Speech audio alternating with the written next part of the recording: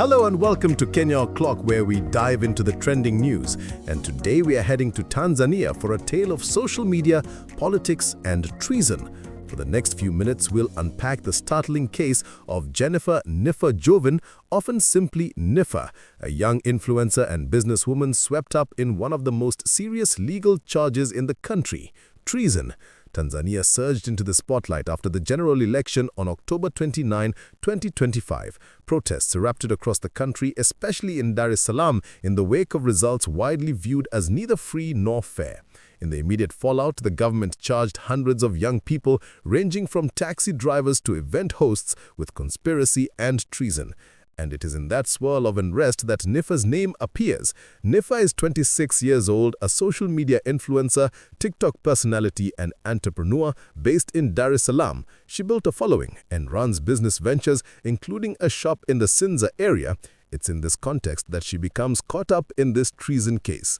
According to court documents, Niffer was arrested on or around October 27, 2025, just days before the election in Sinza. State prosecutors allege that between April and October 29th of this year, Niffer and her co-accused conspired to commit treason. Specifically, the charge says they plotted to disrupt the election, obstruct the government, and damage public property.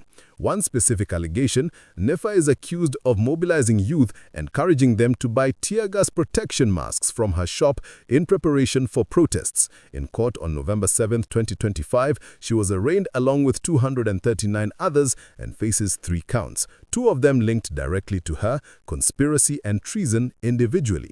Treason is a capital offense in Tanzania and carries the harshest possible sanctions.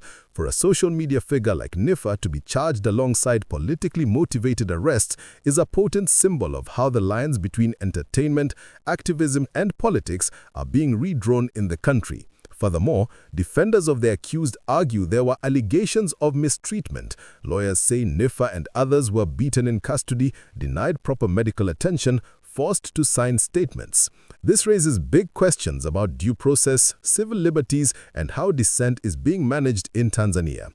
As of now, Niffer remains in remand custody. Because treason is non-bailable in Tanzania, she cannot be released on bail until the case moves to the High Court.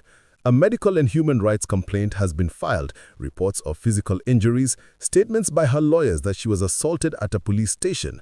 The court has ordered medical reports and present authorities to ensure care. Investigations are still ongoing. The charge sheet is being challenged by defense lawyers. For instance, they say the document doesn't specify which property was destroyed or list full ages of the accused. Now, the questions that remain to be answered are: will the case proceed to the High Court? And if so, how quickly? Will Niffer's case become a wider precedent for how social media influencers and youth activists are treated in Tanzania? How will the international community respond, especially given concerns about freedom of expression and fair trials emerging from this election cycle?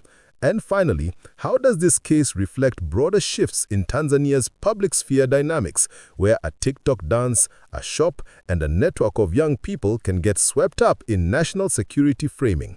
In the meantime, the story of Niffer Joven, from social media influencer to treason defendant in the midst of a nation's turbulent post-election moment. It is a case that challenges how we think about activism, opposition, youth culture, and state power in Africa today. Thanks for tuning in to Kenya O'Clock channel. Until next time, stay curious and keep listening.